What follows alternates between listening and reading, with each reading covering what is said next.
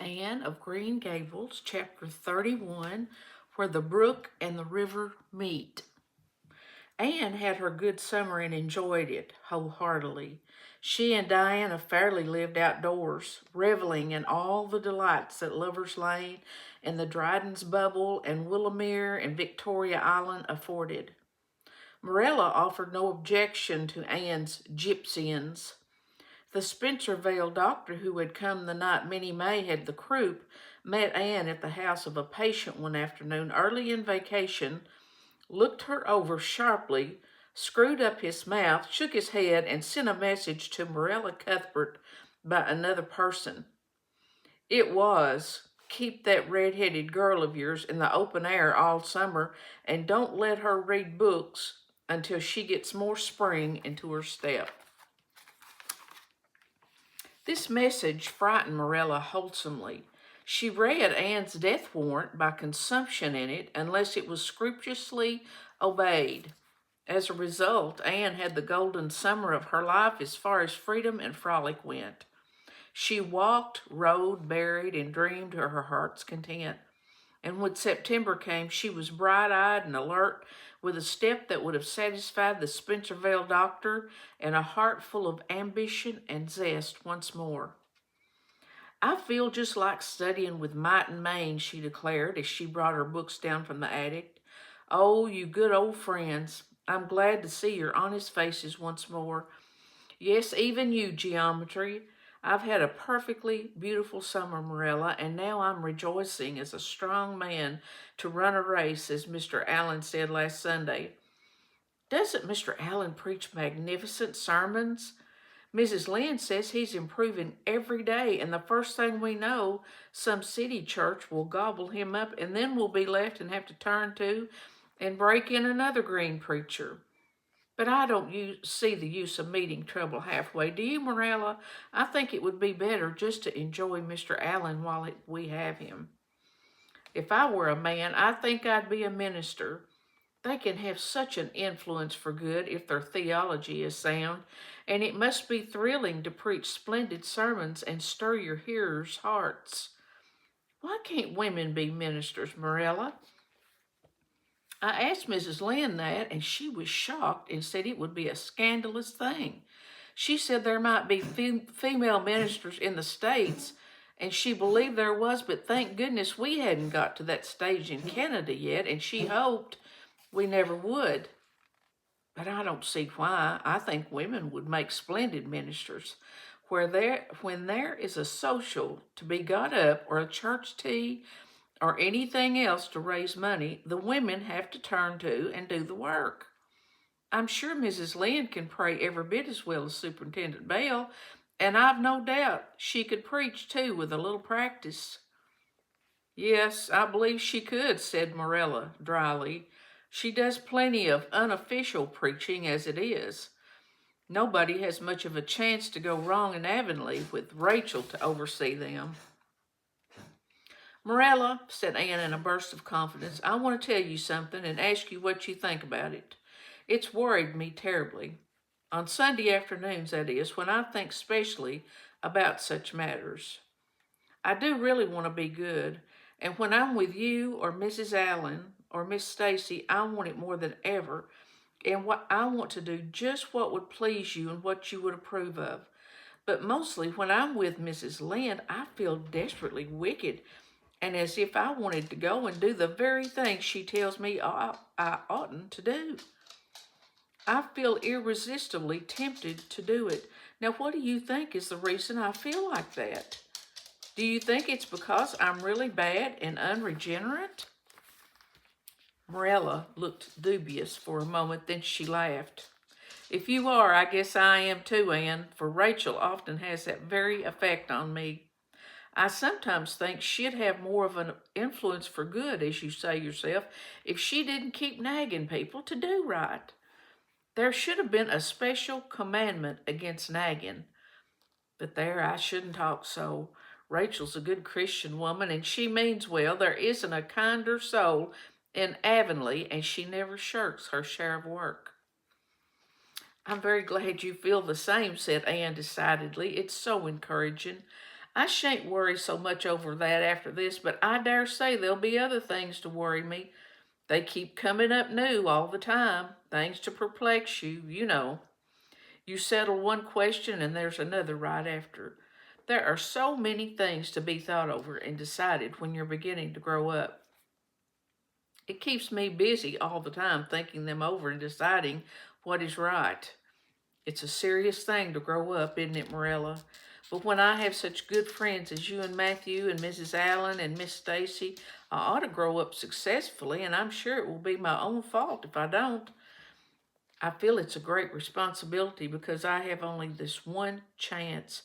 If I don't grow up right, I can't go back and begin over again. I've grown 2 inches this summer, Morella. Mr. Gillis measured me at Ruby's party. I'm so glad you made my new dresses longer. That dark green one is so pretty, and it was sweet of you to put on the flounce. Of course, I know it wasn't really necessary, but flounces are so stylish this fall, and Josie Pye has flounces on all her dresses. I know I'll be able to study better because of mine. I shall have such a comfortable feeling deep down in my mind about that flounce.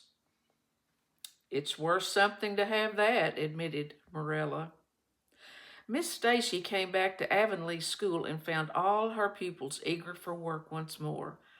Especially did the Queen's class gird up their loins for the fray, for at the end of the coming year, dimly shadowing their pathway already, loomed up that fateful thing known as the entrance, at the thought of which one and all felt their hearts sink into their very shoes. Suppose they did not pass? That thought was doomed to haunt Anne through the waking hours of that winter. Sunday afternoons inclusive to the almost entire exclusion of moral and theological problems. When Anne had bad dreams, she found herself staring miserably at a past list of the entrance exams, where Gilbert Blythe's name was blazoned on the top, in which hers did not appear at all. But it was a jolly, busy, happy, swift-flying winter. Schoolwork was as interesting, class rivalry as absorbing as of yore. New worlds of thoughts, feeling, and ambition, fresh, fascinating fields of unexplored knowledge seemed to be opening out before Anne's eager eyes.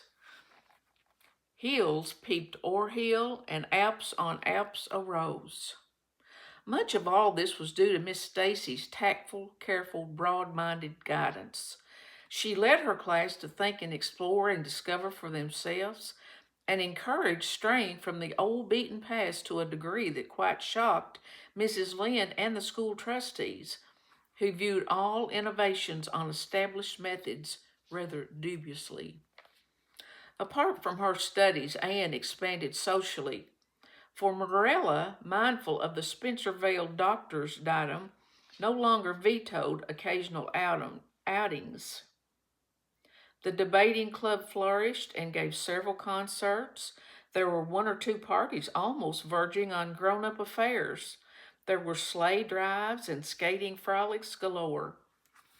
Between times, Anne grew, shooting up so rapidly that Morella was astonished one day when they were standing side by side to find the girl was taller than herself.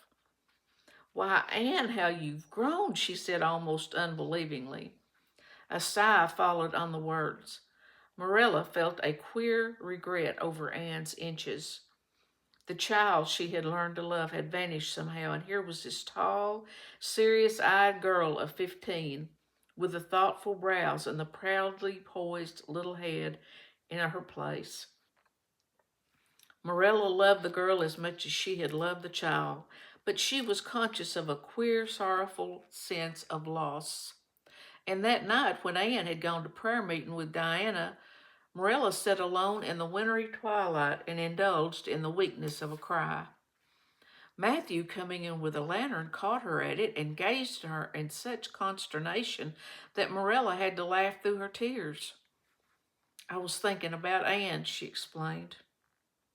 "She's got to be such a big girl, and she'll probably be away from us next winter. I'll miss her terrible." "She'll be able to come home often," comforted Matthew, to whom Anne was as yet and always would be the little eager girl he had brought home from Bright River on that June evening 4 years ago. The branch railroad will be built to Carmody by that time. It won't be the same as having her here all the time, sighed Marilla gloomingly, determined to enjoy her luxury of grief uncomforted. But there, men can't understand these things. There were other changes in Anne no less real than the physical change. For one thing, she became much quieter. Perhaps she thought all the more and dreamed as much as ever, but she certainly talked less. Marilla noticed and commented on this also. You don't chatter half as much as you used to, Anne, nor use half as many big words. What has come over you? Anne colored and laughed a little as she dropped her books and looked dreamily out the window, where the big fat red buds were bursting out on the creeper in response to the lure of the spring sunshine. I don't know. I don't want to talk as much, she said, denting her chin thoughtfully with her forefinger. It's nicer to think dear, pretty thoughts and keep them in one's heart like treasures. I don't like to have them laughed at or wondered over, and somehow I don't want to use big words anymore. It's almost a pity, isn't it? Now that I'm really growing big enough to say them if I did want to. It's fun to be almost grown up in some ways, but it's not that kind of fun I expected, Marilla. There's so much to learn and do and think there isn't much time for big words. Besides, Miss Stacy says the short ones are much stronger and better. She makes us write all of our essays as simply as possible. It was hard at first. I was so used to crowding in all the big fine words I would think of, and I thought of any number of them. But I got used to it now, and I see it's so much better. What's become of your story club? I haven't heard you speak of it for a long time. The story club isn't in existence any longer. We hadn't time for it, and anyway, I think we had got tired of it. It was silly to be writing about love and murder and elopements and mysteries. Miss Stacy sometimes has us write a story for training in composition, but she won't let us write anything about what might happen in Avonlea in our own lives, and she criticizes it very sharply and makes us criticize our own too.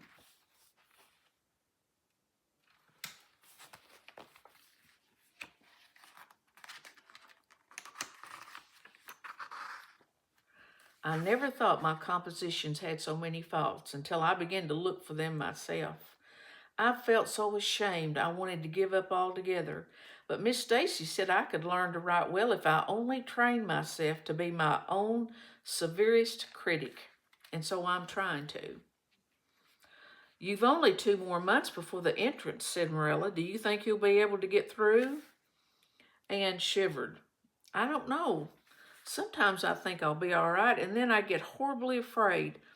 We've studied hard, and Miss Stacy has drilled us thoroughly, but we mayn't get through for all that.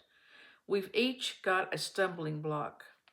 Mine is geometry, of course, and Jane's is Latin, and Ruby's and Charlie's is algebra, and Josie's is arithmetic.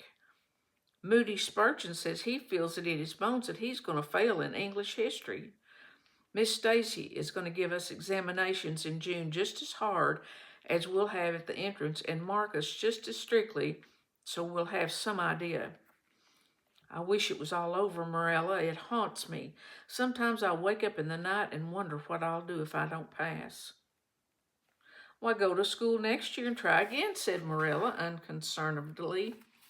Oh, I don't believe I'd have the heart for it. It would be such a disgrace to fail, especially if the others passed. And I get so nervous in an examination that I'm likely to make a mess of it. I wish I had nerves like Jane Andrews. Nothing rattles her. Anne sighed and dragged her eyes from the witcheries of the spring world. The beckoning day of breeze and blue and the green things upspringing in the garden buried herself resolutely in her book. There would be other springs, but if she did not succeed in passing the entrance, Anne felt convinced that she would never recover sufficiently to enjoy them. Chapter 32, The Pass List is Out. With the end of June came the close of the term. Anne and Diana walked home that evening feeling very sober indeed. Red eyes and damp handkerchiefs bore convincing testimony to the fact that Miss Stacy's farewell words must have been quite as touching as Mr. Phillips's had been under similar circumstances 3 years before. Diana looked back at the schoolhouse from the foot of the spruce hill and sighed deeply. "It does seem as if it was the end of everything, doesn't it?" she said dismally. "You oughtn't to feel half as badly as I do," said Anne, hunting vainly for a dry spot on her handkerchief. "You'll be back again next winter, but I suppose I've left the dear old school forever, if I have good luck, that is." "It won't be a bit the same. Miss Stacy won't be there, nor you, nor Jane, nor Ruby, probably.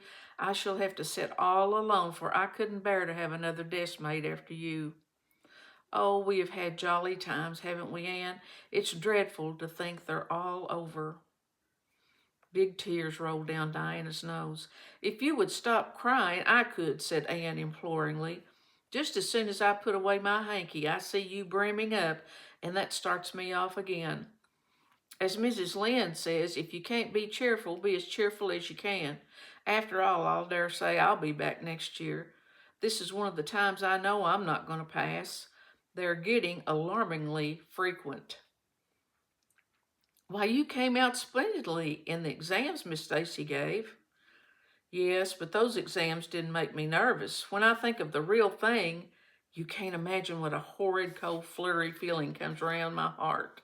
And then my number is 13, and Josie Pye said it's so unlucky. I'm not superstitious, and I know it can make no difference, but I still wish it wasn't 13. "I do wish I was going in with you," said Diana. "Wouldn't we have a perfectly elegant time? But I suppose you'll have to cram in the evenings."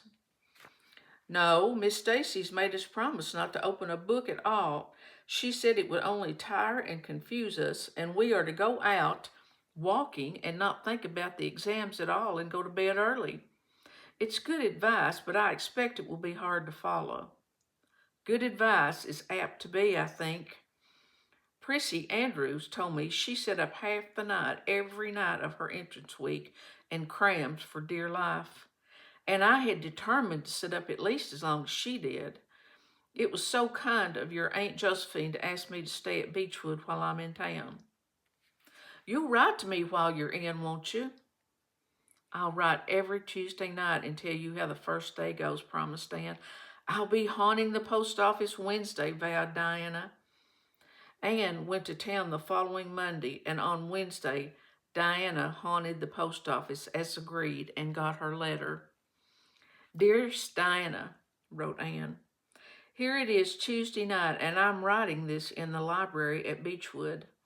Last night I was horribly lonesome, all alone in my room, and wished so much you were with me.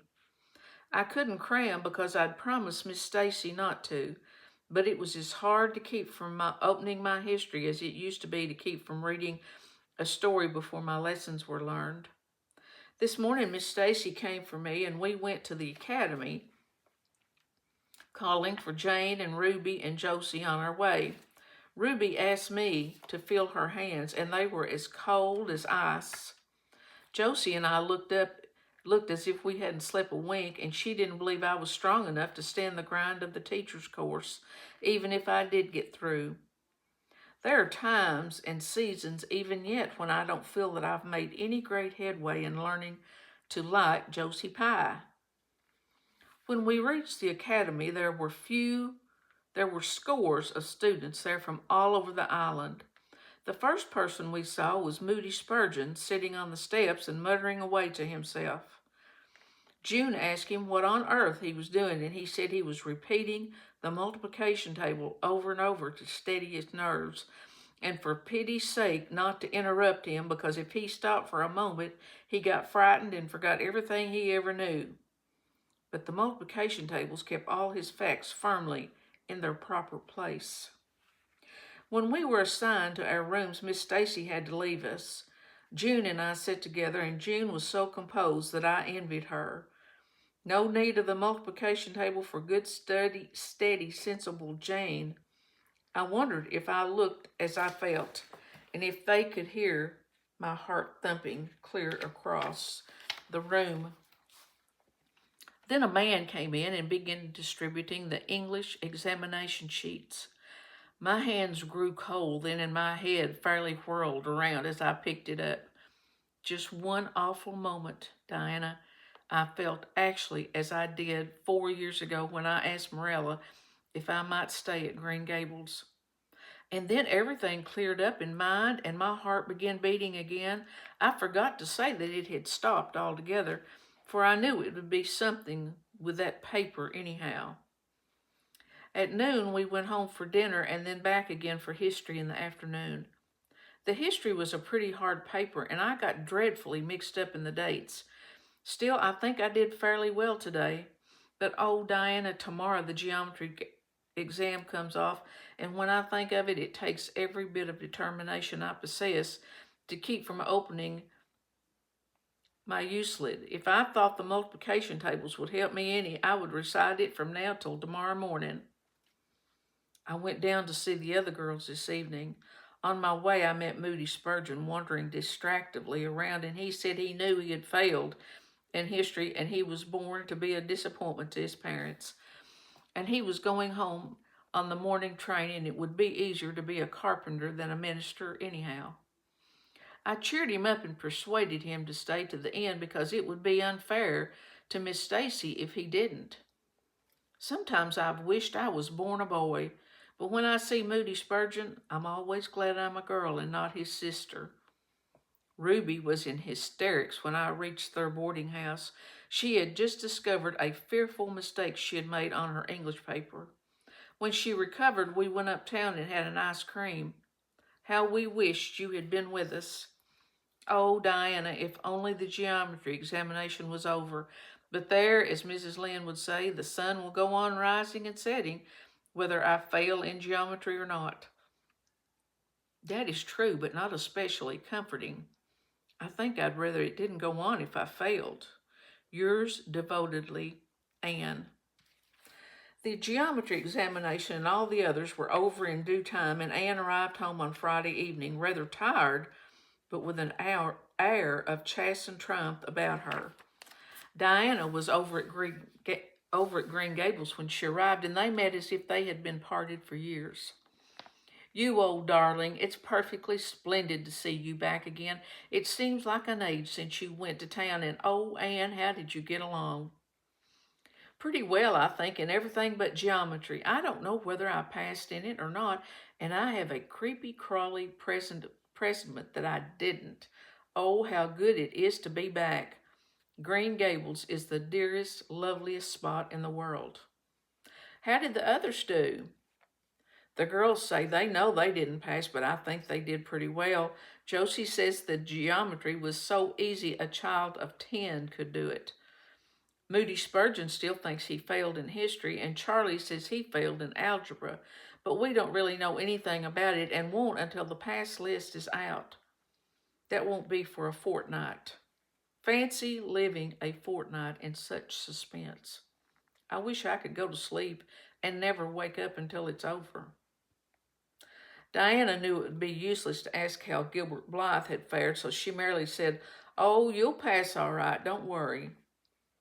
"I'd rather not pass at all than not come out pretty well up on the list," flashed Anne, by which she meant, and Diana knew she meant, that success would be incomplete and bitter if she did not come out ahead of Gilbert Blythe. With this end in view, Anne had strained every nerve during the examinations. So had Gilbert. They had met and passed each other on the street a dozen times without any sign of recognition, and every time Anne had held her head a little higher and wished a little more earnestly that she had made friends with Gilbert when he had asked her, and vowed a little more determinedly to surpass him in the examination. She knew that all Avonlea Jr. was wondering which would come out first. She even knew that Jimmy Glover and Ned Wright had a bet on the question, and that Josie Pye had said there was no doubt in the world that Gilbert would be first, and she felt that humiliation would be unbearable if she failed. But she had another and nobler motive for wishing to do well. She wanted to pass high for the sake of Matthew and Morella, especially Matthew. Matthew had declared to her his conviction she would beat the whole island. That, Anne felt, was something it would be foolish to hope for even in her wildest dreams. But she did hope fervently that she would be among the first 10 at least, so that she might see Matthew's kindly bright brown eyes gleam with pride in her achievement.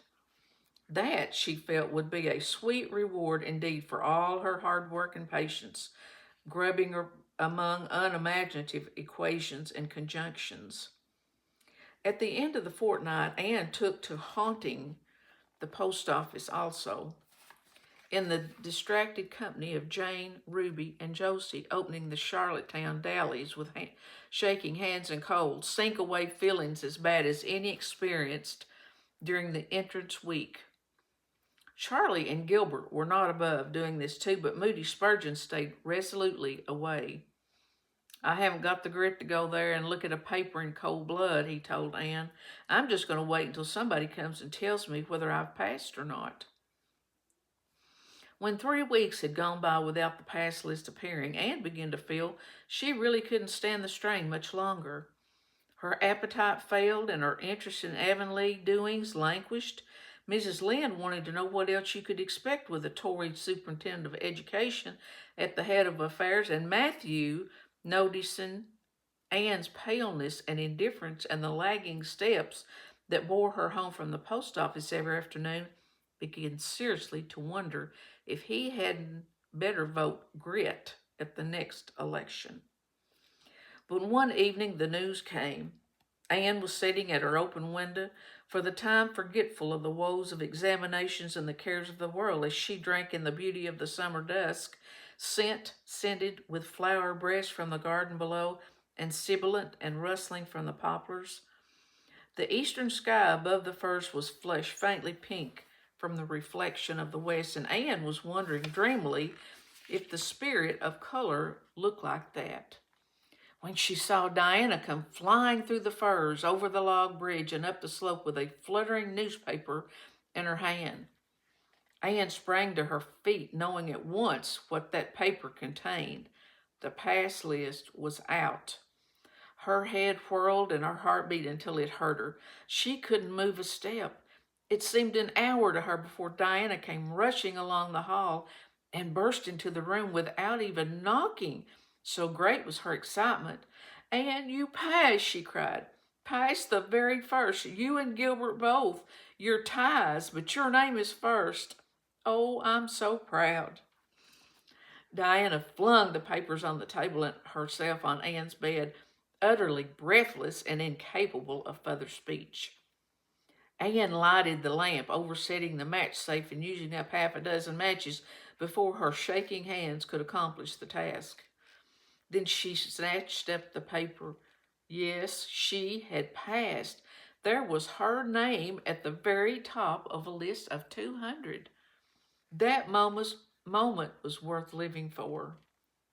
"You did just splendidly, Anne," puffed Diana, recovering sufficiently to sit up and speak, for Anne, starry-eyed and rapt, had not uttered a word. "Father brought the paper home from Bright River not 10 minutes ago. It came out on the afternoon train, you know, and won't be here till tomorrow by mail. And when I saw the pass list, I just rushed over like a wild thing. You've all passed, every one of you, Moody Spurgeon and all, although he's conditioned in history. Jane and Ruby did pretty well. They're halfway up, and so did Charlie. Josie just scraped through with 3 marks to spare, but you'll see she'll put on as many airs as if she's led. Won't Miss Stacy be delighted? Oh, Anne, how does it feel like to see your name at the head of a pass list like that? If it were me, I know I'd go crazy with joy. I'm pretty near crazy as it is, but you're as calm and cool as a spring evening."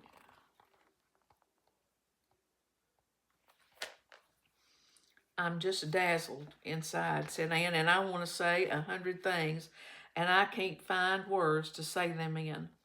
I never dreamed of this.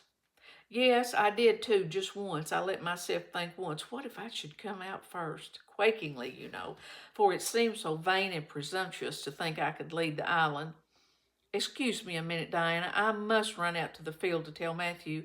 Then we'll go up the road and tell the good news to the others.